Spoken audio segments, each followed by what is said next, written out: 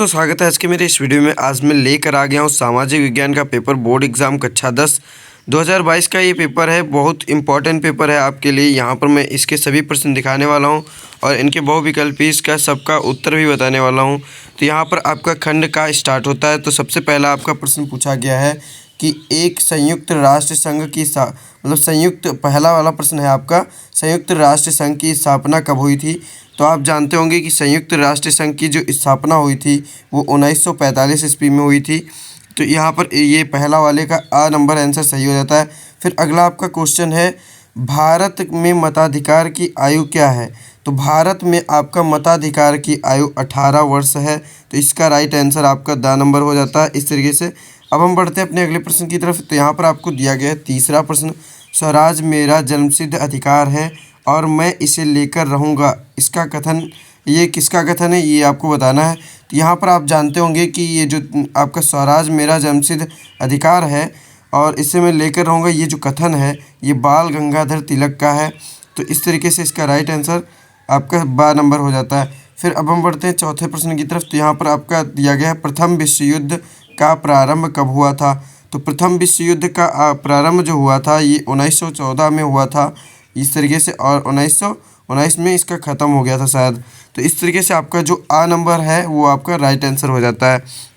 फिर यहाँ पर आपका अगला प्रश्न है, संयुक्त राष्ट्र संघ के मुख्यालय कहाँ स्थित हैं। तो संयुक्त राष्ट्र संघ का जो मुख्यालय है वो न्यूयॉर्क सिटी में स्थित है। फिर आपका भारत छोड़ो आंदोलन किसने प्रारंभ किया था। तो भारत छोड़ो आंदोलन जो है वो महात्मा गांधी जी ने प्रारंभ किया था।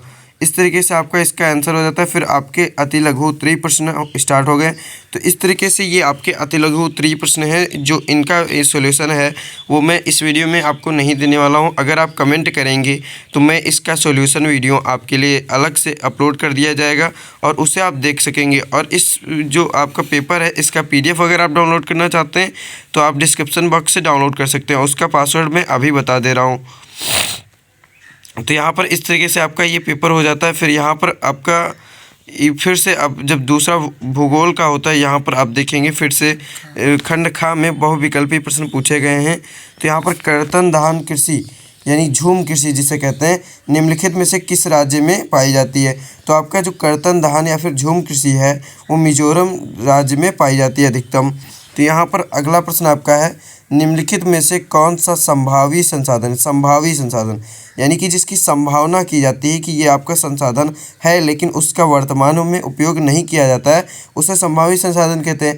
तो ये आपका है पवन ऊर्जा या फिर सौर ऊर्जा। तो यहाँ पर पवन ऊर्जा आपका ऑप्शन दिया है, तो ये आपका सही हो जाता है।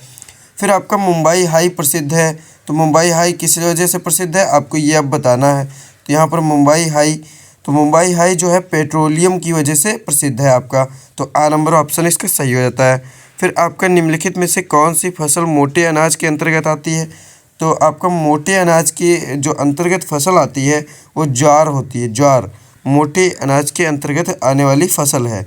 फिर आपका अगला प्रश्न पूछा गया, सामान्यतः किस देश का विकास निम्नलिखित में से किस आधार पर निर्धारित किया जा सकता है। तो यहाँ पर आपको पहला ऑप्शन जो दिया गया है प्रति व्यक्ति आय, तो इससे तो आधारित होगा ही कि किस प्रदेश का आपका विकास हो रहा है या नहीं हो रहा है। अगर प्रति व्यक्ति आय आपकी अधिक होगी तो यानी कि विकास हो रहा है।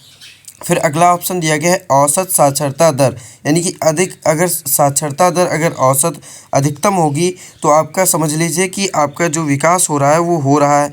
फिर लोगों की स्वास्थ्य स्थिति, अगर लोग वहाँ के स्वस्थ हैं, किसी भी प्रदेश या फिर किसी भी देश के अगर लोग स्वस्थ रहेंगे तो वहाँ उसका विकास होना संभव मतलब विकास हो सकता है। तो ये सभी जितने फैक्टर आपके दिए गए हैं ये सब आपके सही हैं। तो यहाँ पर उपयुक्त सभी आपका टिक कर देना है। तो इस तरीके से आपका ये वाला आंसर सही हो जाता है। फिर अब हम बढ़ते हैं अपने अगले प्रश्न की तरफ। तो 20वां प्रश्न यहाँ पर आपका पूछा गया है, निम्नलिखित में से किस आधार पर सार्वजनिक और निजी क्षेत्र विभाजित है।